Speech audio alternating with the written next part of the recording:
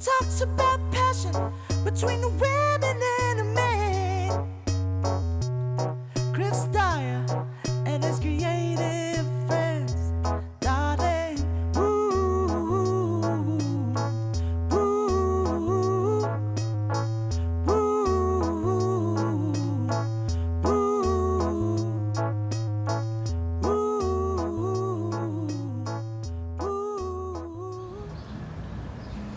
We arrive to the home of the great Spoon B.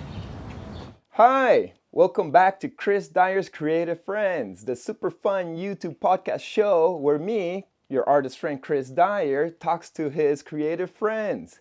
Today, I'll be talking to one of my best friends, Mr. Barry Walsh, who is better known as a legendary Canadian pro skater. He's also a DJ, a father, a graffiti writer, BMX fixer-upper, artistic director, etc., etc., etc. He's a guy I've known for many years. We've collaborated on a bunch of projects, from like skateboard brands to clothing to parties and DJ art shows, etc., etc. We've done so many things together, and I'm really excited to have a little conversation with him. You might already see him in my documentary or in the Adventure episode of Montréal. But today we're going to dig in a little bit deeper. So how you doing, my brethren? I'm good, thank you. So sick to be here in your humble home studio, Ghetto Supreme, as you call it, in what neighborhood we're in? We're in the heart of Park X, I'd say, Park Extension. Cool, by Jarry Park, more or less, huh? Yeah, more or less. So I pretty much refer to this as the Park X dugout. Nice. And you've been here for like a year, huh? 1 year, yeah. I've been here 1 year. Nice, that's awesome. So I want to start by asking you if you remember how we met. Yeah, I think we met in a back alley in St. Henri. It was like a back alley party, I guess. Big sale.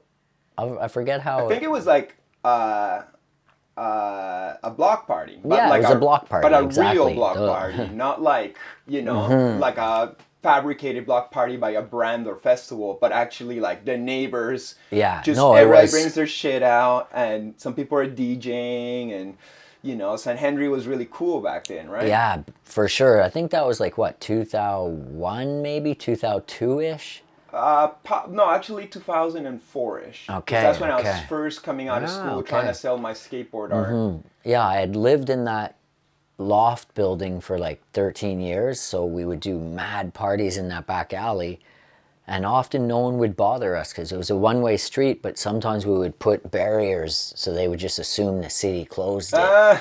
It would last all day, and then if the cops would show up and say, hey, did you guys close the street? We'd say, no, the city did it early this morning, No one was accountable because we'd say, oh, I live over there, he lives there, da-da-da. Yeah, this is our hood. Yeah. Like, what are you going to do? Like, kick us back to our apartment? Everybody knows the 3035 Saint Antoine in Montreal. Right. There's so many things popped off in that building. It's a very ghetto-looking building. It's always got graffiti in the front, and for sure, the front door is broken. You can never receive mail, right? Yeah, well, many writers lived in that building, and I gratefully was leaving just as all those crews were coming in, because I love one love to all the crews, but it's not a place to live in a building where a graffiti crew is, headquarters means it's running all night. There's parties, there's the smell of paint, you know what I mean? It was live and direct, to say the least. But yeah, we met in that back alley. I used to love that loft. You were living there back in the day. You remember what the rent was for that loft? That was, I think it was, it was $420 a month. No shit. No pun intended, but it was $420 a month at the time. It was a huge loft. Oh, dude, that would be like 2 G's now for sure. And well, St. Henri in general has gotten a lot more gentrified and less ghetto and stuff. Yeah, it's changed drastically in 10 years for sure. Too bad, huh? Because I guess nice. ghetto's not good because it's kind of like not safe for the kids and stuff. At the same time, it's like a place where you can be more free in a way. Yeah, it's, it was just a mix of like families, and with that big loft building, it brought a lot of interesting characters, you know. Right, like everyone in that building was an artist. Yeah, to a certain degree, man. That building saw a lot of antics and energies. Product lived there. Yeah. Marc Tison lived there. Did Moss live there? Yeah, I think Monkey lived there too, no? Oh, yeah? Yeah. I don't. I think a lot of, you know, K6A crew, many other writers, skateboarders, you know, one was a porn studio. It was just all kinds of crazy shit going on. That's awesome. Well, the good old days. The little hood that could. So let's start at the beginning of your skateboard career, because I guess that's the way that you got out more in the world. When did you start skating? Really started skating, my first like banana board was like 1979. Then around 83 is when I really got into skating, like kind of got back on a skateboard and was like, wow, this makes me feel good, you know. So then I had my first wooden skateboard. I remember my stepdad had paved the driveway that year. That's why I remember. And I left grooves in the driveway and he was bummed out about that for sure. I was learning how to tic-tac in the driveway. But yeah, started in 83 in Pointe Claire, Valois, a suburb of Montreal, basically. Okay, nice. And when did you get like really serious about it, where you're like, okay, I want to do this as a profession? Well, I kind of never looked at it as a profession. I just was like, this is what I know I want to do over anything else. And I knew that where it was taking me, I was starting to make money doing skate demos. I was starting to get free equipment, gear, stuff I needed. So from the simple place I was living in my mind at that time, I was like, this is way better than conforming to something that I didn't want any part of and wasn't making me excel or feel good. Yeah, because you quit high school for skateboarding, Yeah, right? in grade 9. And I remember telling my principal and my mother at the time, like, this is what I'm doing with my life. And they both laughed at me. What is your age then? Oh, there I was like 17. Okay. Yeah, by the time I was 19, I had moved to Vancouver. I was supposed to go visit for like a week, and I stayed like for 9 months. And then I'd come back to skate the Big O. I'd go back there, and then I ended up staying for almost 10 years. Damn. So skating kind of a lot opened up because I'd kind of done everything in Montreal. We didn't have a indoor skate park in the winter. I was excelling at vert skating. Plus the industry wasn't here yet. Yeah, there was no industry. And I mean, again, I still wasn't at a point where I saw like, oh, I could make something of this. I was just more like, man, I'm learning. I'm like falling in love with this culture, you know? So How was it in Vancouver? oh, it was next level because I was skating with like some of the best skaters on the planet. I sort of knew somewhat who they were, but when you see Colin McKay skate in real life and Sluggo and, you know, Sam Devlin and a bunch of other skaters, but just they had their own kind of spot called the Richmond Skate Ranch. Okay. So when I started skating there, I must have been this loner dude to them because I knew nobody. I used to wear this tracksuit and I would skate in a full-on polyester tracksuit, so they thought I was some fucking whack job from Quebec, you know?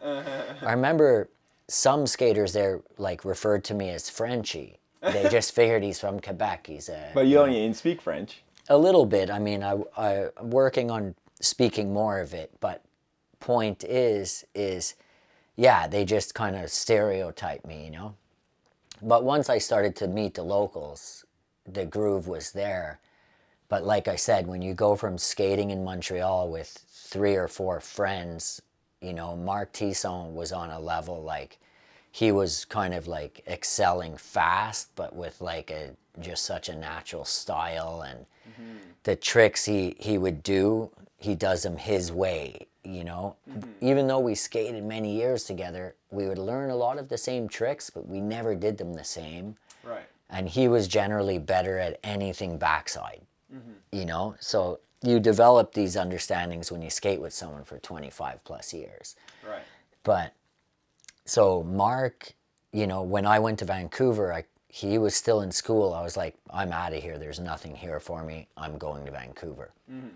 So, you know, everything kind of started there. You know, a legendary skater from the East Coast named John Raimondo, he took in us East Coasters visiting Vancouver like group home kids almost, because he owned the boarding house skate shop. So I was down with all these East Coast skaters who lived there, Mike Pragnell, John Raimondo, you know, Jeff Logan. There's a bunch of East Coasters just living the dream, you know. So John Raimondo immediately took care of me as far as like needing anything skate wise. So I was super humbled to be like, You got your first sponsors? more or less, like the boarding house skate shop was a thorough sponsor at the time, because he didn't care what you needed. He'd set you up, you know, bearings, decks, shoes. I had a shoe sponsor through Garrett Louie Etnies, and he took really good care of us too. You know, we weren't making any essential money. I wasn't, but I was always hustling on the sidelines, making money some way or another to live this dream, you know? So, What was a side hustle? you know, like a little bit like this character Spoonie B at the time, you know what I mean? We had $5 J's, you know, we were moving amongst skateboarders, artists, just a lot of like artistic movements. I was doing skateboarding demos. I was teaching skateboarding. I was just starting to get into DJing, so I was getting the odd DJ gigs here and there. You know, I'd take on warehouse jobs for like 3 months at a time, but never longer, because then I would start to realize this is sucking. You resist the Babylon like you know, jobs. I always maintained, but back then I was on a skater couch budget, you know. I'd pay $200 rent for 10 years because I never rented more than a room in a house full of other skaters. So, you know, you manage to ride the wave for quite a while. But, you know, in the long run, I moved back to Montreal for more like to get back to my roots, quality of, I missed the city life of Montreal. I missed my friends. I missed the graffiti in this city. You know, clearly I missed the Big O. But I miss a million things about Vancouver as well. So what is the Big O? The Big O is a 100% natural skate spot that was originally designed as the tunnel that you walk through to get to the training track of the 1976 Olympics. So when the Olympics came and gone, they left this big concrete whistle, which is the Big O tunnel, that was also an ode to native culture, because I believe it was built on native land, or it was an ode to the games. So the Olympic torch went through at one point. Right, they would run the Olympic torch through that, and it was also covered in the same track rubber that you would see on a running track, because it was, it connected to the track and field. So when the Olympics left, it became the perfect structure for skating, but it took almost 2 decades to peel all the little track rubber off. Some crews tried to burn it off. It made it even more of a mess.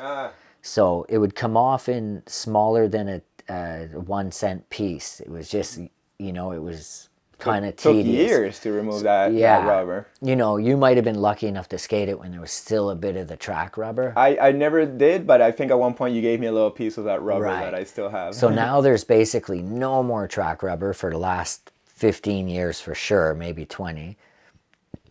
But you made a book about it. Yeah. The Pipe Fiends book. Buy it if it's still available online. Yeah, it will be available at EmbassyMTL.com. Yes. Yeah. How was making a book? Making a book was a little tedious, but again, it was not something I had planned. A independent publisher approached me for the book, and my friend Marc. So we both had a couple shoe boxes of photos. She saw them. She was like, oh my God, there's more than a book here. Do you want to do this? She signed us each a minimal check on the spot. So a year later produced that book, which was illustrated by Hest One, a really dope graph writer. And then, all the photography is like a bunch of legendary skate photographers from Canada and abroad the world. But it was kind of like, I think it was makes more sense now why that book was done. You know, it's kind of like captures a history, and it captures like sort of, I don't know how to say it, but it's kind of like all these skaters that have come, and there's some dead people in there skating. Yeah, that's it. It's people from around the world, from the biggest to the smallest, have skated it, got broke off, fucking left glorious. And it saved the pipe, this book, in a way, because it was kind of like evidence that it meant a lot to a lot of people when it was at risk. You want to tell that story of how the pipe was almost lost? For sure. I mean, I don't go into depth. I'm so tired of talking about the pipe, not in a bad way, but the real truth is that Pipe Fiends book, Marc Tison slipped it to a security guard who managed to get it to Joey Saputo. So, who's a big corporation here. Right. He owns the soccer team, the Montreal Impact Soccer Club. So he had that stadium built. When he saw the book, he had reconsidered having it destroyed because he had realized, wow, this has so much history. He had actually seen archive photos in the book that he doesn't even have of the land he just bought. So he was impressed by that, and he said, we're going to have it moved. We're 100% going to preserve it. He called us for a roundtable meeting, and he did as he said. That's awesome. I just think it's a beautiful story, and sorry if I make you repeat yourself. No, it's all good. I mean, it's people really want to look into it. I'm stoked that they will, but it's so unusual. It's online, and it's so unusual that a corporation would spend over $100,000 to move a skate spot just because skaters enjoy it. It almost seems like it makes no sense. We could see provide. You know, the universe provides where such energies are so strong. That's what I realized later, like, our spot is not like the illest or the most. It's more like it's got roots and it has real blood history. It's not a hype spot because of the hype. It's known because it has decades and decades of stories, you know. It's a spiritual spot. It's very spiritual, like it's not for everybody though. Like I said, a lot of people say, oh, it's hard to skate, da, da, da. Yes, it's hard to skate. Go to any surfer that surfs big waves. Every wave's hard to ride. That's why they surf them. The challenge is the beauty. That's also what's kept us so hungry to skate it all these years, is because other skaters will come here and influence us. By doing something, we're like, whoa, we thought it was too tight to do that. But then some kid comes and rolls in switch on the skinny deck. So then Mark and I are like, damn, we got to roll in switch now. Oh, shit. This kid just came and shined us just like that. And we ripped with the kid for like 4 hours straight. And then he told us he grew up, his dad built him a super tight mini ramp in a barn. So I was like, that's why you can skate this thing so well. But he loved it. Right. And we exchanged energies, even if I was 25 years older than he was, But yeah, the pipe is a mystical skate spot. It's earned its reputation all around the world, enjoyed by, all forms of skaters. Beautiful. So you've been skating for a bunch of years. You were sponsored, you were AM at one point, and at one point you became pro. What brand made you pro? Well, first I had a pro model on Cherry Bomb skateboards, which was a crazy company because like the story behind it was kind of off the grid antics. And the riders, it has a great history. I think it lasted about 2 years. Was McCrank on it? McCrank was the first pro. Okay. And then he went to Plan B. And then Girl first, right? Birdhouse? No, he went to Birdhouse. No, he was on a few brands, but I think his first one was Plan B. Okay. Then it might have been Birdhouse. I don't know, but for sure and then he went to Girl, as we all know. Right. But anyways, Cherry Bomb. Yeah, Cherry Bombs was the first board I had. I had ended up winning this amateur contest, And then I guess the skateboarding federation or whatever said, you won the amateur contest, so now you're in Slam City, you're pro. Wow. So I said, what? Like, I don't have any say in this. They're like, you're entered. That's a weird way to become pro. Yeah, it was. To me, it was. I was like, okay, cool. I was like, if they think, they put me in there. So I wasn't prepared. Like, I never was a type of skater that trained or had lines figured out. If I could do my first 2 walls, then, I'd usually plan for the 3rd wall. But my point is, being put into Slam City Jam from some amateur contest is quite the step up. So at the same time, I had nothing to prove, so I was okay with it. Cherry Bombs had produced this pro model for me, which my late great friend Akira had painted. So I was very stoked about that. And I think at the time I was paid like $600 a month, which was a lot of money when you were getting nothing. So I was very grateful. Then later down the road, I'd had a couple of models on different brands. Like what brands you been on? Well, I had a model on Skull Skates, had a model on Creation Skateboards, had models on personal brands like Urban Ambush, couple of other homegrown skateboards. I did great collaborations with Seeing. He makes the best skateboards in Canada, right, in La Havre, Nova Scotia. I gotta go out there and interview him. He's got such a interesting situation. You have to, 100%. Yeah, because we'll go together. We'll drive. Okay, cool. Next summer, let's do a road trip to Nova Scotia. Check out his skateboard barn. We have to.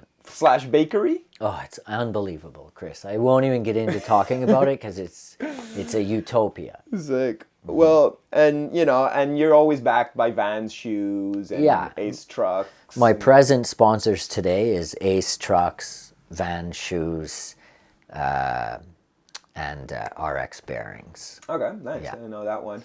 And and Topless Pizza hooks Mark and I up with most stuff we need from a shop, whether it be grip tape, hardware, stuff like that. But shout out to Roger from Topless Pizza. Beautiful. As somebody who's been part of the skate scene and industry for decades, what's your point of view on skateboarding or even the industry these days? Like, things have changed. How do you observe it as somebody in his late 40s who still skates and still involved? Yeah, I guess, there's always going to be, I realize the hype of skateboarding has exploded, and there's a certain degree that it's going to be what it's going to become. But I personally try to stay close to what I fell in love with. And I'm only so engaged in the industry to the point where it doesn't run my life. You know what I mean? Right. I'm very grateful to the industry support that I do get. But I think that I just, without sounding corny, I try to grasp the culture, because a lot of it is floating away into a world of substanceless hype, sort of. Right. Nothing is cherished, where before we cherished moments, now the clips are so fast, and but I mean, the evolution is amazing. The actual act of the skating, the art form, is amazing. From the evolution, the progression, it's more, it's more how skateboarding is been taken over by huge corporations that I'm kind of not stoked on. But at the same time, those people that are getting paid by those big corporations, I'm not saying that they don't deserve it, because they probably definitely do. But it industry coming in and knocking out a bunch of small businesses and paying off, the latest skaters or whatever. It's nothing new in any form of industry, sport, culture. So I more accept it for what it is. I might not agree with a lot of it, but I see skating as based on style, flow, character. Right. I don't look at skaters like, oh, he's the best, he's my favorite. That was never my thing. I could appreciate ability, but I was more about style, you know. Or even vibe. We will Yeah. like a skater because other than ripping, he is an artist or a DJ. Right. Or Well, like their character as a spirit as well. Right. You know, like I've skated with some of the best in the world for sure. Tony Hawk, skated with him. You know, he gave me a pat on the shoulder of respect. I got the same pat from Dwayne Peters in my life, and they were both. That's different harder to pats. earn. For sure, but I had one day thought about that. Wow, they both gave me the same nod of respect in my interactions of skating with them. But I was more scared when Dwayne was creeping up behind me on the stairs to the vert ramp. I was like, oh, is he going to like punch me in the back of the head? I don't know. I've heard so many stories, but he was the nicest guy in the world, you know? Nice. And, but he definitely gave me the hardest pat on the back of the head. Red hand slap back there. But I would never compare those two as skaters. They're just different styles. One is punk rock and the others might be more blues, you know? Right. They're very different skaters. You know, when I was 20, my opinion might have been different. But now, I totally admire and respect Tony Hawk on the same level as Dwayne Peters. Yeah. They're just different skaters. Everybody does their own art, their own painting. And I mean, Tony Hawk brings ridiculous amounts of good energy to the skateboarding world and industry. But Dwayne Peters keeps it so raw to the grit of where it came from before any of the hype still. So I kind of see him as a different god than I see as Tony, you know. Right. And we're losing some of those like punk rock dudes that have been holding down the essence of skateboarding. With we had Phelps die last year, we had Grosso die this year. They're the ones who trying to pillars of the vibe and the energy. So, you know, that's why I do those memorial pieces, Chris, because like those people are important pillars and their spirit still stands for everything they stood for, you know. The flesh passes on, but what they've left spiritually remains effective in my theory, you know. Totally. So before skateboarding, I believe you were a BMXer, right? Well, I was really into breakdancing and BMXing. Nice. Tell me a little about the 80s BMX culture. Well, 80s BMX culture, we were basically into like little jumps and like freestyle, you know, like flat ground freestyle. So I was pretty good at flat ground freestyle in like 82, 83. And I rode with like 3 or 4 other riders. I had the ghettoest bike because I was always hand-me-downs. You know, I never had a brand new bike in my life till later in life. But yeah, those were some great years. I mean, I still love BMX with the same passion because I went full circle. I fell back in love with the whole aesthetics, you know, the parts, the colors, the frames, you know. So that's kind of like what ties everything I'm into, is it all comes from the same place, which is essentially like untaught, something you learn and do it live. yourself culture. Yeah, sort of. It's hard to put into words, but things that I fell in love with that I didn't have to sign up or be coached on, you know. So whether that be breakdancing, skateboarding, BMX, DJing, painting, it all for me relates from one culture, from the street. The streets. That's where I met all these cultures. None of them were taught to me or handed to me. I had to learn about them. So that's the difference today, is sometimes I'll meet young writers that are actually pretty good writers, you know, and I'm just a closet writer. I'm nobody to the graph game, which is okay with me because I'm in love with the culture first. I've read the books. I've had mentors, you know, met heroes and legends. But you ask some kids today who Dondi is, and they have no clue. You ask them about spray can art or subway art.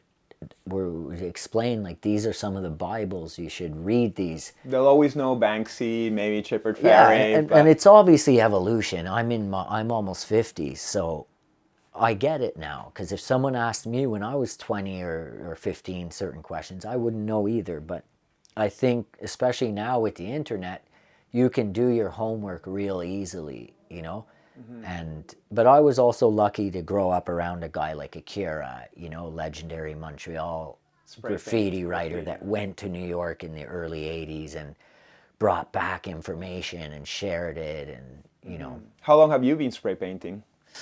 Me, I've been on and off spray painting since 83. Wow. That's so when you're I probably started. one of the most old school writers of this city. I am, but I'm not up by any means. No. You know, I'm a closet writer. I write for the love of graffiti. I don't write for fame. I don't write with a big crew. I know most of the crews. I'm inspired by them, but I can't stop writing either. I've tried getting rid of all my shit, and then I'm like doodling again, you know. But I'm a doodle writer, but it took years for me to have the confidence to be my own writer, because I didn't really write with other people. I wrote alone. I'd sneak under a bridge and bust a tag, you know. But as I got older, I started to take more initiative of my, you know, my approach. Like, I was influenced by the way people would do color schemes, and I like how they both did the same style letters. So when I would start meeting other writers, which would naturally be under a bridge or fucking in a skate park late at night, then I would start meeting other writers and getting into collaborating. And can I mention your graffiti name? Or? Sure. Yeah. Well, you write Quiz 71. Yes. Because that's the year you were born. Exactly. And but I rarely see you actually painting Quiz 71 anymore. You usually are doing other people's names, and usually it's people who have died. You're kind of like the king of memorials these days, right? It was never planned like that. My point is with the Big O and it being like a spiritual skate spot, I feel like, you know, it's a spot for us. Like, we admired some of these spirits, like whether it be P Stone or Jake Phelps or Grosso, J-Boy, you know, and also Monk, for instance. These guys changed skateboarding. So for us to honor them at our mystical natural skate spot, it humbles us and it makes us want to skate even harder. You know, we still think like we're fucking 11 years old when we skate there. So none of the locals were against any of those memorials I did, because I did it for the skateboarding culture. I didn't do it for me. I don't tag my name on those pieces. Right. You know. Akira, of course, always honored, not only as a skater painter, but also as somebody who skated the pipe and loved it so much. That's it, Chris. But I also feel like it motivates me to go and get my paint, and I feel like it's a worthy thing to paint for. Where I very rarely do my own name at the O. I'll never do my name at the O, actually. You know, but even I'm jonesing to do a personal piece, actually, very much. But when that time comes, I try not to force energy these days. I'm so grateful with the things fulfilling my life that, you know, I'd be slipping to not recognize that first. I like the challenge to take on such a powerful, you know, spiritual reflection of a spirit. It makes me work that much harder on it. You know what I mean? Because there's a purpose to it. Yeah, other there's than a boosting purpose. your ego. Yeah, exactly. And like, you know, it's kind of happened naturally. Like, one of the first memorials I ever did was for a skater named Casey McKay. And he used to write Arrow. He used to write with this other really insane writer named Cruz. And Cruz passed away in 2016. But Cruz, yeah, anyways, long story short, I did an Arrow memorial, and I think it was like in the late 90s. And so I've only realized recently it's a lot of these memorials, but I feel like people that pass away in a lot of these cultures we speak of, that's how we honor them. The hood puts them up, you know? Totally. So if I didn't do that, It's like a proper 40 on the ground almost. That's kind of what I'm saying, but by me doing it through my embassy crew, I don't even put my crew name on there because it's bigger than us. It's not about us. I'm just kind of like letting the culture still ooze, you know? I'm oozing the spirit of the culture. I'm not really doing it. It's not really about me or, you know. I get my flick. I have my archives at home. You know, you ask me about it, we're going to find out some truths. Yeah. But, you know, it's always been for me growing up, looking whether it was skate mags, BMX mags, music mags, car mags. You know, I grew up seeing these beautiful memorials. I remember one of the first ones was this like legendary BMXer, Dave Vanderspeck. And it said Vander, and it was done like days after he had passed away, you know, and I think it was the early 90s or late 80s.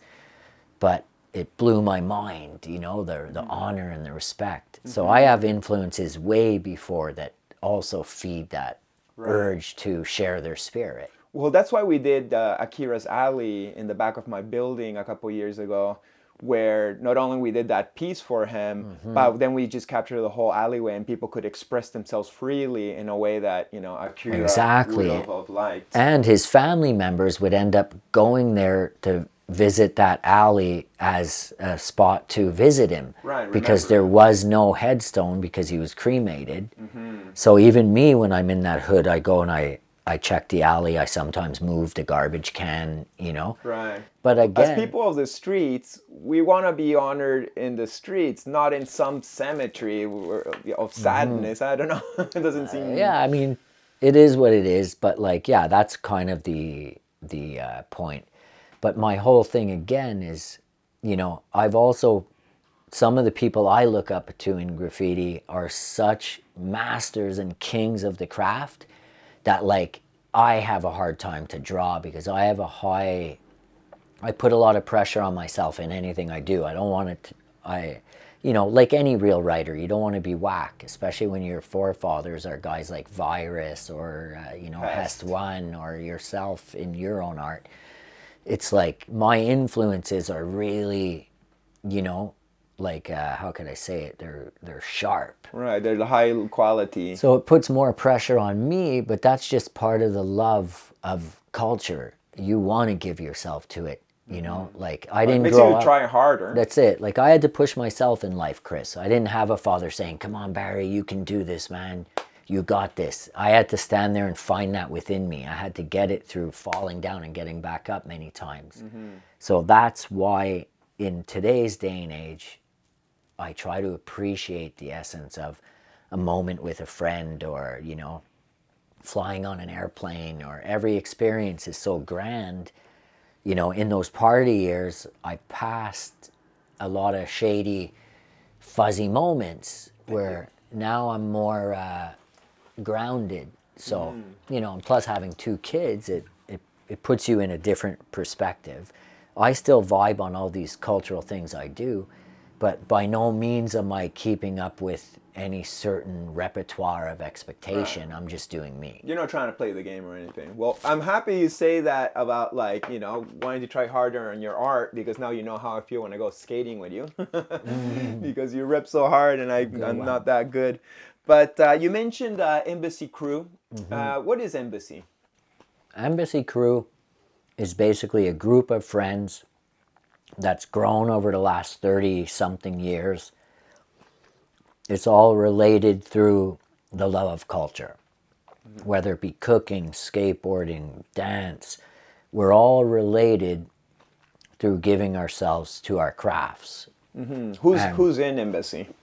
There's obvious crew members like yourself, Marc Tison, Jeff Edwards, Vincent from Europe. Many names. My friend Saver. Sake loosely, because that's the thing with Embassy. There's a lot of people that are part of Embassy without even knowing it. Yeah, we don't even have like a paper saying like you're in, you're out. It's just kind of like the vibes. It's not.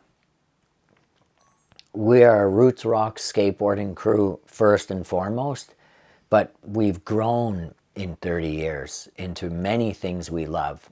So with EmbassyMTL, our slogan is let it ooze. If you love it, you know, live it, let it ooze, get it. That's kind of the theory with Embassy. Our spiritual outlook on life is live your life. Don't just exist or conform. Find your path, sculpt it from there, you know? Totally. Now you're, well, not just now, but it's something that's been brewing for a few years. It's Embassy's turning into a little bit of a clothing brand along Pierre, right? My partner Pierre and I, who's also part of Embassy through BMX branch, also a DJ, we have been friends for over 10 years, and we've come to an agreement that, okay, let's, there was a little bit of like, we've done many events. I never really got into like having the merch. And so now with this whole pandemic, more time, we made a decision to launch Embassy as an official brand, a street brand. Mm-hmm. That, as I said, oozes culture. It's not a skateboarding brand. It's not a BMX brand. It's not a hip hop brand. It's an outlet of a lot of cultural visual designs, Mm-hmm. A little bit of everything. Yeah, it will relate to a lot of stuff that people in our crew are fused into, you know what I mean? Mm-hmm. Like, of course, a lot of the texture comes from the Big O history, because we have 30 plus years there, Marc Tison and I and other crew members. But by no means is it EmbassyMTL, the Big O brand. Mm-hmm. We're more vast than that. You know what I mean? So our whole Embassy logo, which is an open heart E, is a symbolism of letting it ooze. Like, open your heart, to the world. Not just these things we're in love with, but understanding and vision is what, not to get too deep, but can give people a better outlook on communicating together as humans, you know what I mean? On a street. I live in Park X. It's one of the most cultural, diverse neighborhoods on the planet. Mm-hmm. And I see mad shit here all the time, man. But I give the nod to all different types of people. Some nod back with that respectful hello. Some look at me like I'm crazy. Mm-hmm. But it doesn't alter my love for that same person, Right. I've learned to like humble myself that, we live in these mad societies of rules and corruption, and mm-hmm. you have to pick which things you want to involve yourself in, If I see some guy beating up an old lady, I'm going to flex on that, because that's partially part of my makeup, is to act upon when you feel you should. The unrighteousness of the, the world. But at the same time, I also know when to stare aware of someone's conflict, because it's none of my business. Right. Well, that's beautiful that Embassy has that. I saw the symbol of the Montreal heart creating an E, but I never thought about it being open, as it's an open heart. Right. That opens up to different cultures. Yeah, it actually has a meaning. That's the thing. And the open heart is, we gave our lives to our cultures. I've given my life to skateboarding, where my back hurts when I get out of this chair. It's part of giving my life to it. And I'm so grateful to have something so beautiful to surrender myself to, or whatever. Mm-hmm. But that's why the whole thing with Embassy is, it came to the point where the next thing, we should have done a brand 10 years ago, but we were too busy living life and running wild. Right. Plus, having 2 kids, it gives me more focus. Mm-hmm. I feel we've earned the right to have our own brand after putting 30 plus years into the streets. Mm-hmm. Of many cultural outlets, not just skateboarding.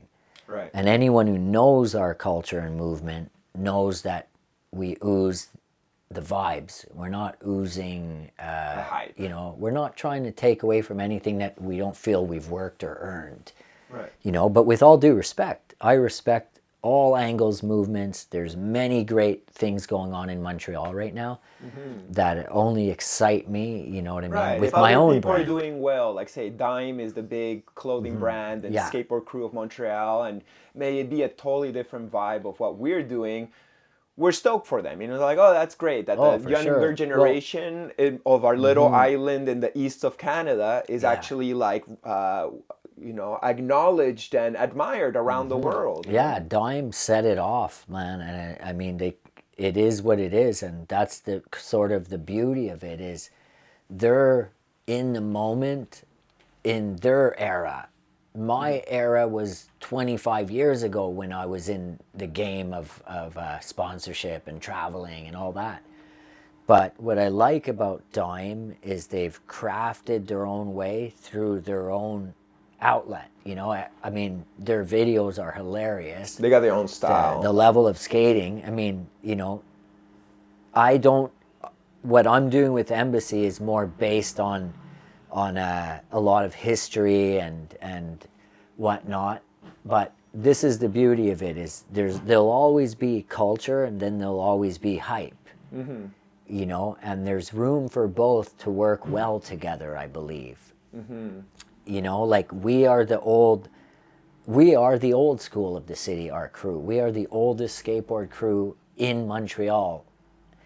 And Dime is the most relevant, hypest crew in probably North America, let alone Montreal. Mm-hmm. But I grew up watching these kids grow up from literal kids. Mm-hmm. So, you know, they respect you. We respect each other, but my point is I'm like, you know, it's amazing what they've done. You know, in our era, it was a lot different. We didn't have internet, you know, there was different, our crews were, you know, partying is another aspect we all go through, you know what I mean? Mm. Including those guys, right? I think something that's funny is that when Dime first came out, their first appearance was at the Shoot to Thrill competition for Color Skate magazine, where different crews had to do a 3-minute video. Right. And they came out as the Dime Store crew, and it was Antoine Ancelin, I think Hugo Balek, and maybe Adam Green.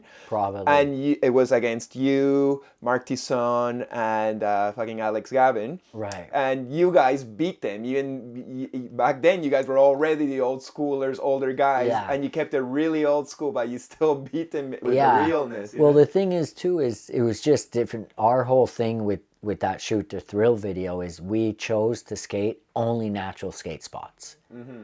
All natural.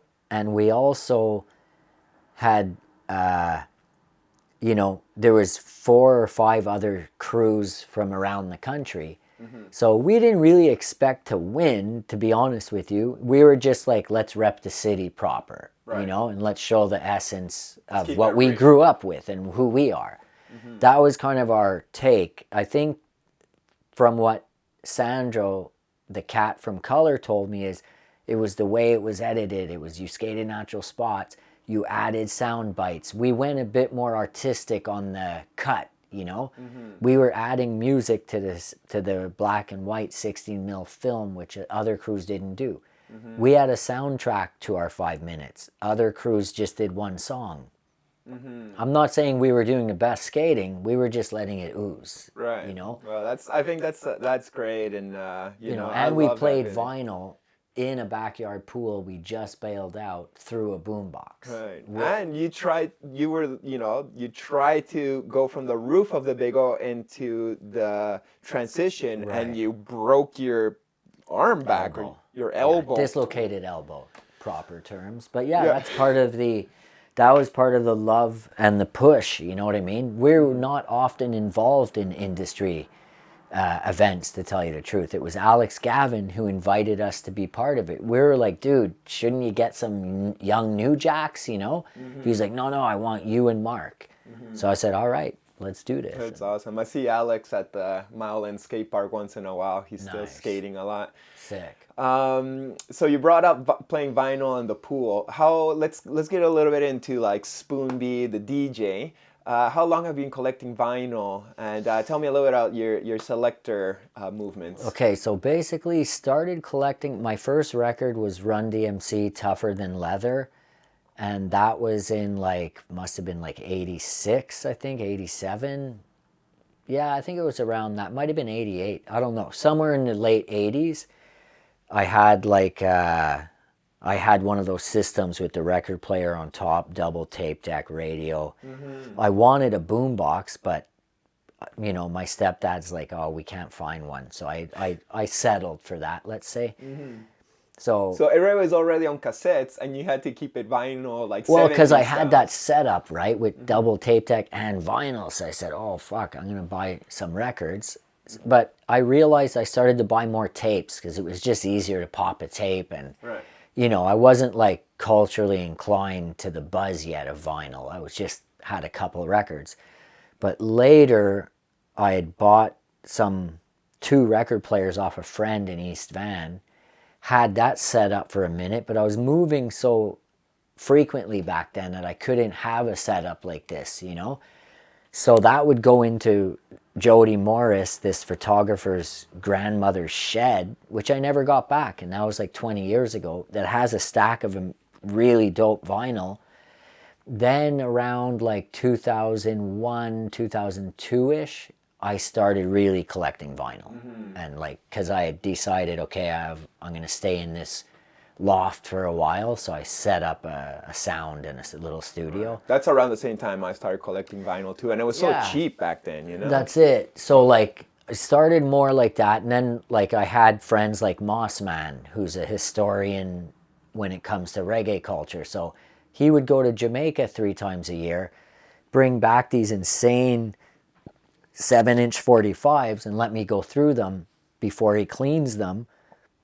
Then he would put a bunch of shit online, but I would tell him, you got to give me the homie price, you know?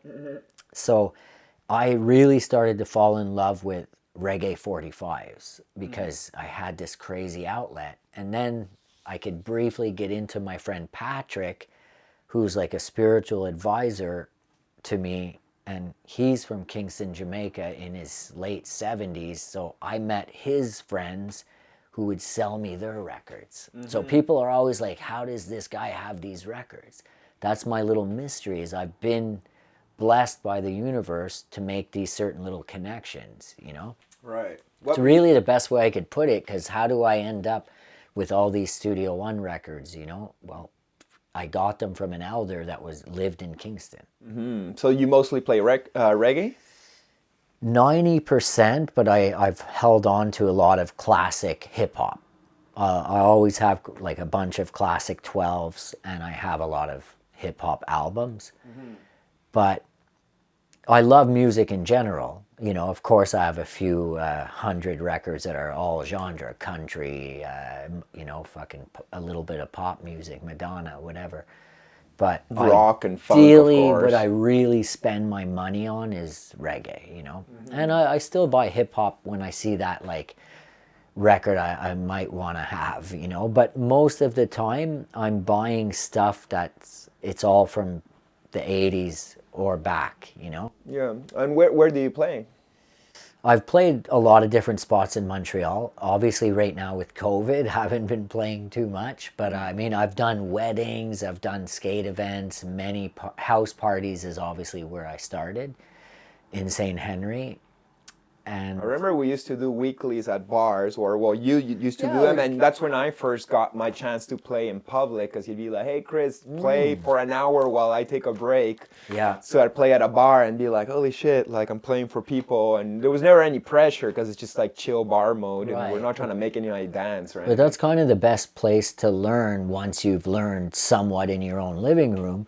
It's the same way I started DJing to the public, is first of all because I started to get good records, and my friend Mossman would be, oh, I need a backup dude, you know, so he'd call me in. I'd be nervous, but once I did it a few times, you know, you fall in love with your records, so then you play them the way you feel they should be delivered, right, know? Or the way you would want to hear them. Yeah, I just try to be clean and, like, you know. Didn't you open for Yellow Man at one point? I've opened for crazy people, man. Yellow Man, Josie Wales, a few other heads, but Vernon Maytone. But ideally, again, I've been very lucky. I met Ika Mouse in San Diego and hung out with him for 2 weeks as a personal friend, you know.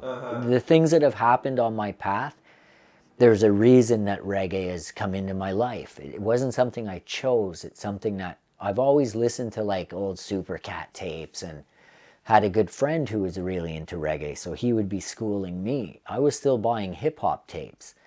But as I started to get older, I said, oh, this reggae shit is deep. It was going deeper than the hip-hop, and no comparison, just hip-hop's a lot more adolescent, you know? The reggae, a lot of these singers are singing from like a spiritual point of view. They're in their 80s, they're in their 70s, 60s. So like I started to get more in touch with like the actual consciousness of what they're saying, and also the amazing rhythms and, you know, musicians. And a lot of the backup bands in the reggae culture have been classic backup bands for decades, you know, whether it's the Roots Radix or Channel One, or there's just so much. It's like hip-hop culture. I'm the kind of guy that I like to learn the root of the things I'm into. You know, so I did that with hip-hop. I did that with skateboarding or BMX culture.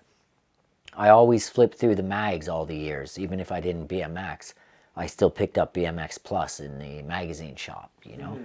But that's just part of like falling in love with, you know, it's a lifetime bid, this culture. It's never ending. You could never get enough records. You know what I mean? Right. I'm humble with what I have because it's more than enough I could listen to for years. By the time I get to the front again, it's, you know, and the way I DJ in my house, I'll often just pick something. Oh, I got lucky. I want to hear this. Right. Sometimes I'll push it back. Oh, I'm not feeling that right now. You know the deal. Right. Like, you must air pick sometimes. Sometimes, yeah, and sometimes you get lucky, and it's like, whoa, I hadn't heard this for years, and That's and it. the other day I reconnected with a Bunny Wailer record. It's like, oh yeah, I got a Bunny Wailer so record, sick. Black Heart Man, and That's a best. the second side. Sometimes I record them for my computer and MP3, so I get used to the songs. But there was a bunch of songs in the back that I hadn't recorded, and I was like, holy shit, like, you know, they got all these versions that I haven't really gotten into. I guess I just put it into. But I wanted to make you another question related to reggae. Do you consider yourself a Rasta? Whatever that means. What does it mean to you to be a Well, Rasta? I can tell you. I mean, I'm inner city Rasta as far as, you know, the respect is live and let live. I'm not Rasta to the point where I don't eat any meat. I don't conform to any form of religion, but if there's anything I do stand by, it's Rasta culture and Buddhism, because they're ways of life. They're not religions. So, plus they see no color, regardless of commercial judgment. My point being is I've given my life to the things I love that are driven through passion and love, which is what Rasta is based on. So that's where I consider myself inner city Ras, because I conform to love, which overtakes a lot of negative energies trying to come in. So I wouldn't say I'm a Rastafarian by any degrees, but I would say I'm an inner city Rasta. Totally. I have many Rasta friends. You know, I have blessings from many Rasta from Kingston, Jamaica. I grew up around a Rasta man when I was 9 years old, who I would later meet in my 30s, that would become my spiritual advisor, who's my friend Patrick. And, you know, he also links me with boomboxes because he's an old school sound man, electronic shop that never moved in 35 years from the spot I met him. So his basement, he's sitting on gold. Wow. And he used to work with King Tubby. So, Oh, wow. you know, as I said, this is just facts of my life that I've been very Irish lucky to have crossed paths with. Some of the stories Patrick tells me, I'm like, is that really true, Patrick? Like when he was Bob Marley's driver, they used to roll up to radio stations, Chris, and hold up the radio station, play the record. And that's how Bob got on the radio. They were shunning him until Rude Boys. Patrick was part of that? Patrick was the driver. Oh, damn. So a lot of people don't realize Bob Marley was gangster, my brethren. He was a gangster, Bob. He was righteous, but his people of the hood went to the record stations and forced the records onto the players. Sometimes that's how you gotta work in this Babylon And people can do their system. research. They're going to find the truth. As I said, I know this from a personal person who was there. You know, you've met my brethren Patrick. I don't know. I think I have. Pretty sure you have. I always tell you to take me there so I can buy some of his records, and I think you purposely keep me away so I don't take all the good Good stuff. one. No. He's not he's a simple sound guy. We'll go see him soon though, because you'll be blown away by his shop. He's worth interviewing. Yeah, nice. Yeah. I'd love to like get to meet him first and then see Yeah. what's the vibes. So one of the things that Rastas typically do is smoke herb. You still do. What's your relationship with weed? Well, my relationship with the herbs is it grounds me.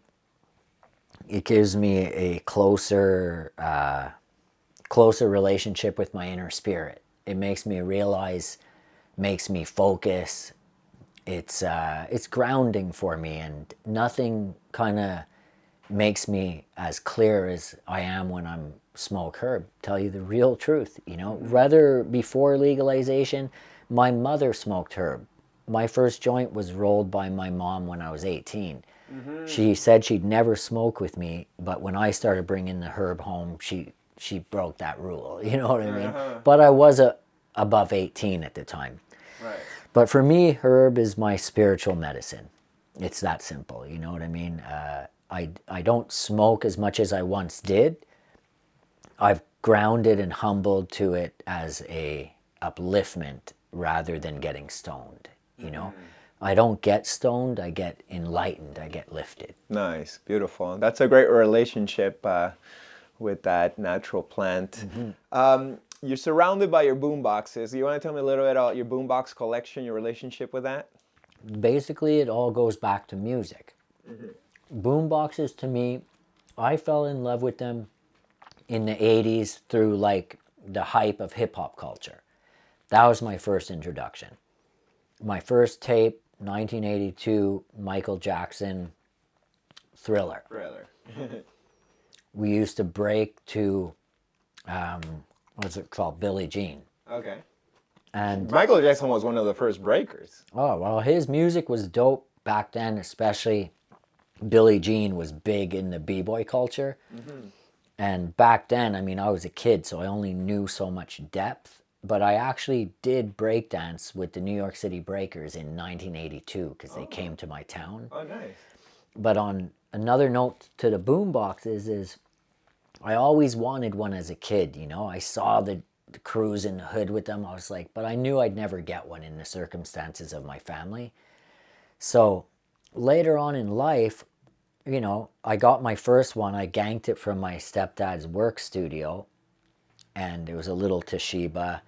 But I've kind of just been picking them up here and there. But over the years of collecting them, they grew closer to me as like bodies. They're basically vehicles of sound. They're more than just hip hop. They're like messengers of sound. It can be, that's why they were so powerful in the streets back in the 70s and 80s, because they brought people together. But what killed the boombox was the Walkman, because that pushed everybody away. When you put the Walkman on, you're in your own realm. You tuck your head. It's less community. It's That's more it. individual. So when the Walkman dropped, it sold 400 million units. Wow. So When did the Walkman drop? I cannot Around imagine like, a world without mid 80s or early-ish mid 80s, I would say. It's hard to imagine a world without people having earphones in their ears, because now everybody is just in their own little mini music world. Huh? So really, to tell you the truth, Chris, that's what that's why I want to do the big boom box on a major building in Montreal, because I think it speaks to everybody, whether you like classical, heavy metal, rap music, reggae. When you see that mural in your car at a red light, I want it to let people like hear what they want to hear when they see it. I want it to reflect music, you know? And that's, a lot of people look at me, they're like, oh, he's a b-boy, he's into hip-hop. Yeah, It's become a stereotypical thing. But I've evolved way bigger than that, because as I said, I open my heart to music, so it goes way further than the Eazy-E tapes I used to collect. As much as I still love Eazy-E, but I also like Ras Michael. You know, there's just different influences of energies. But the Ghetto Blasters at this point, I don't go looking for them. They end up coming to me some way or another. And I don't pay more than a certain sum of funds, because I have things that are more important. My tools are based for a certain reason, you know. But boomboxes, they keep coming, you know. I just got this one recently. I fell in love with it, and I don't compare the sizes. People always say, "Oh, that one must be your favorite, the big one." Like, no, not even. Like, they're all fun for different reasons, you know? Right. I remember probably 5 to 10 years ago, you even had an art show where you gave boomboxes to different artists in Montreal, different painters, to paint on the boomboxes. And that was a beautiful situation. That was a sick show for sure. Those, like, you know, that's a whole other aspect of the boomboxes. They're paintable. Like, for instance, this one right here, I just bought recently. The tape deck doesn't work, but it's super paintable. Oh, like if you feel gorgeous. that, you know the deal, Chris. Yeah, great this for thing's paint just markers. a nice big space. So this one will get painted. I like that brand, Realistic. I didn't Yeah, dude, that's Radio Shack in the 80s. But, you know, so they're beautiful to paint. Dude, you sit and you hold a boombox, you feel a certain rush, man. There's something about it. It's very real. Yeah, it's also like an iconic era that is what we call timeless. And when something's classic, it's timeless. Beautiful, man. Well, thank you for collecting those, and for the it's ones you cool, sold man. me. I love my pieces. No, your of them. collection is bad to the bone, Chris. And you know why? I like when I part with one, you know, I'll sell one and it'll pay for my daughter's Irish dancing school. You know, I find reasoning. It's all just tools at the end of the day, material, you know. But the boom boxes I've sold to you, I know they're cherished and they're in a beautiful, how can I say it, protective state. So I'm not selling it to someone that's going to go fucking blast it with a shotgun for a video shoot, you know? And if he is going to do that, I charge him 4 times the cost. You know, it's all vibes and energies. Yeah, totally. Talking about business, these days with COVID, it's harder for people to get jobs. But luckily in Canada, we get this thing called the CERB, which is like $2,000 a month. The CERB. So what have you been doing with your CERB? I think you've created a whole brand new business for yourself, right? Well, I've been paying bills for sure, but I've been, you know, I've been working on the Embassy brand, which you will see very shortly. Also working on a few things musically. Just did a dub plate for Akira. Okay, nice. Will your mixtape, the Boombox Bangers, come out? This is on the works. I've got the introduction done. Nice. But yeah, in a nutshell, raising kids is my number one right now. Just I have my 5-year-old Rhea, my 1-year-old Gracie.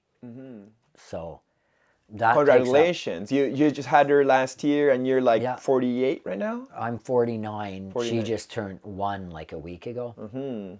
But so never too old to be a dad, eh? No, never. Be careful what you wish for though, because gives me hope as a 41-year-old who still hasn't reproduced.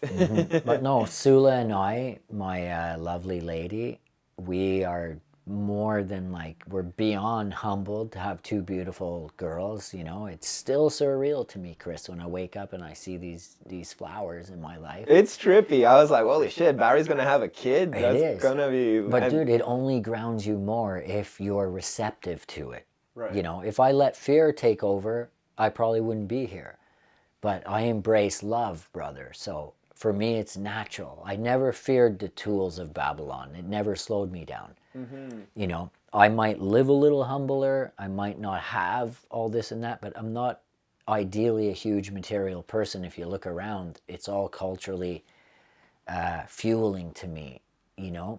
And same with my girl, Sula. She's a dancer, so she understands flow and energies. So my daughter, Rhea, her name in Greek means flow. Well, she's turning out to be like the coolest little kid ever. She's a little crazy and wild, but I've been teaching her all these, you know, antidotes of life just through everyday living, playing with my old dinky cars. You know, in the beginning, we'd go buying all these toys, and we're like, why am I buying all this plastic crap? then I give her like my old Tonkas, and she's more happy with that. So my Rasta brethren, Patrick, schooled me. He said, Barry, you give your child a stick, they're going to play with it more than the $200 Fisher Price you just bought. So he schooled me on some stuff that I realize is actually very efficient to his word. So, plus I'm very hands-on with my children. Every day we're, wilding out. That's why there's protective stuff everywhere, But no, right now I'm basically like I'm in a tough position because I want to move in 6 months, which is all lined up. But I'm also a little bit antsy, and I don't like winter. Yeah. I'm not a winter guy, and I know you're probably not either. Yeah, that's why I duck out. But yeah, really right now I'm more focusing on like being prepped to move and, cooking good food every day and enjoying music and staying up, Are you, with 2 kids now that you gotta raise, are you optimistic about the future of the world? Definitely optimistic. It's a little bit scary, no doubt. But I really do highly believe that I teach my children nature first so they understand the actual truth. How things work and how things flow and, consequences of actions. And I'm teaching a lot of stuff I learned through pain and sufferation of not having a guide. So I feel it's my honor to have such knowledges to share with them. So I never see it as a duty, Chris. I see it, if it's a duty, then you're probably not in the right headspace or something. For me, it's like I'm most grateful for the almighty universe giving me the groundness to take on so much energy, because children, anyone who has kids knows.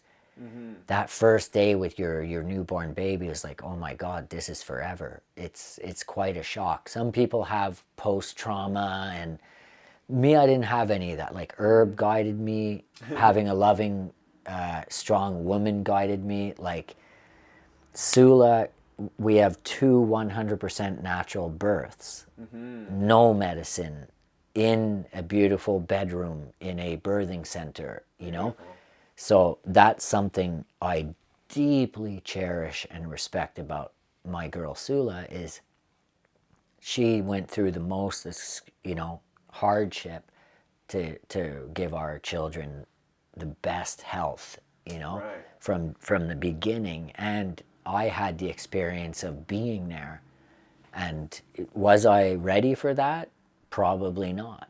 But you find out how deep you can go when you're in that situation. It grows you. Huh? And I was amazingly calm, but I trusted the universe. Take me, universe, guide I. Sounds very shamanic. Yeah, well, that's Chris. It was like my lady could die there. That's how real that is. Some people do. It's like a portal of life and death is being opened, and you're just holding ground and hoping for the best, but also ready to let go if that's what the universe wants. That's it, Chris. And the thing is, I used to be a heavy worrier in my childhood because I dealt with so much fear, midnight moves, violence, all kinds of madness. But I had realized later in life that certain things you have to surrender to and then you can see where there's reparation or whatnot after. But I trusted everything would be fine. Even when Sula would ask me, Barry, we're in great hands. We're healthy, we're ready, we're willing. I went through steps with her, and she just, I was there the whole time. Even when my second baby, the midwives told me, you could be a midwife. I don't know if you call it a mid-man or whatever, because I was so in the cut of what was going on. But dude, that's my child being born. I'm not one of these guys that stands in the corner. Is it done? I was there. They offered me to catch Gracie. Wow. In the birth, but I didn't want that. That responsibility was just too much for me. I said, no, I don't want to slip, or I had my own. It wasn't that I didn't want to be spiritually in the cut. Yeah. It was just I'm not good with blood to start. You're not professional in that sense. No, and I was like, leave that to these beautiful women that do this. They, But I was obviously baby to mommy, then straight to the dad, you know. Well, But it was the best moment of congratulations. my life, Chris, That's so obviously. cool. It overcame everything. The only thing that could compare is maybe like a 6-foot tail grab 540, you know what I mean? And that I only did once or twice. So Or if you get your McTwist at the Big O. yeah, there's other things that can reach such, but you know, Adi just had a kid last week, huh? I know, that's amazing, man. I'm so stoked for him. I bet he's buzzing for sure. Oh yeah, I'm so But happy you see, for a him. guy like Addy, I would never worry about because I know he has what it takes. You know what I mean? He's wise. Yeah, you have to He's be good. you have to be somewhat spiritually inclined with your spirit and your heart to raise children. I mean, my father may not have been, but I still fought through and was like in some ways tapped into things that showed me where to put my love and my energy, you know? That's why I consider myself very lucky because I could have, as a child, I wanted to be a bank robber, Chris. You know, it was bank robber or NHL. And then I realized I was too small for the NHL. So bank robber it was. Then I got into BMX and skating, and then everything just guided me. Do you think that because your dad wasn't a good dad and he ducked out from your guys' lives, did that motivate you to be a better dad? For sure, it motivated me naturally to be a better dad, but it really wasn't a big factor because I was already inclined with my spiritual duties of creating life. You know what I mean? It's like if I choose to go through that action and create, I'm sure as hell gonna be there for the reality. I'm not the kind of guy, I'm not built to step away. I couldn't do that. No matter my hardships. My life is my children, Chris. You know that. I mean, I don't go out anymore. I don't do a lot of things. I see you less and less, sadly enough, You know, but I but respect when I it, do you know? go out, I make it count. Yeah. You know, but there's no lost energy in my life because I'm so fulfilled with such a powerful position. You know, that when my kids are sleeping and I have a moment to like do whatever I do in that time space, I appreciate it even more. But I also had that 20 years wilding out, you know, traveling out of nowhere, fucking making decisions on the fly. I still live like that, only there is some more form of structure now, because there Which is has to good. be with children. Yeah. And I mean, dude, I am almost 50, right? Like I gotta find a balance. Yeah, but that's you're sort still of how free, I work. you know? You still play by your own rules, and that's a beautiful thing, I no, think. and that's one of the biggest blessings of being, you know, kind of a misguided youth is that I got to tap into the things I loved, and I've been doing all this stuff since I was a child. So when I quit school in grade 9 and told my principal and my mom, like, this is going to be my life, and they laughed at me, I'm here this 30-something years later, and my mother finally gets it, like, wow, you're the happiest of all my children. You're the one that's never asked for money. You're the one that's practically never even around. Because I lived out of city for so many years. But I was self-sufficient because my time was occupied by all these, like, events and things that I would, you know, ooze into. Well, we're coming to the end of our interview. Would you have some final words of wisdom to our millions and millions of viewers out in this YouTube show? I would say live and let live, you know, don't be afraid to share. Don't be afraid to, you know, take risks, as life is once, as far as we know it in the flesh. But, you know, just take every day, one day at a time. Don't get too altered by too many crazy ideas and antidotes and fucking viruses. Situation of the world and the theories of what it's all about. Yeah, basically, you know, like, live and let live and be grateful for every day and love the ones you're with and take it from there. Nice. Well, thank you so much, All Barry. right. You're the best, Bless. brother. Love ya. Blessings. Thank you so much for tuning in. I hope you enjoyed this very interesting conversation with my friend Barry. Please make sure to like, subscribe, share, comment about anything you liked about it. And yeah, tune in next week and we'll keep on having more fun. Blessings. Next week, my guest will be Make Noise. I don't know, but I just kept on doing it for real. It's like a disease, man. I need to do it. Sometimes, like early in the morning, I wake up at like 5 or 4:30, man, I need to go. I jump in my car and I hit some spots. If you do art at home and you do a canvas, it's good. But if you do it in the streets, you know, c'est pas bon. No, c'est pas bon. And you know, like skateboarding in the street, it's like a white page. Like everybody can do its own trick on the crack. It won't look the same, you know? Art's the same. So make sure to subscribe, like, and everything else. Big thanks and see you next week. Peace.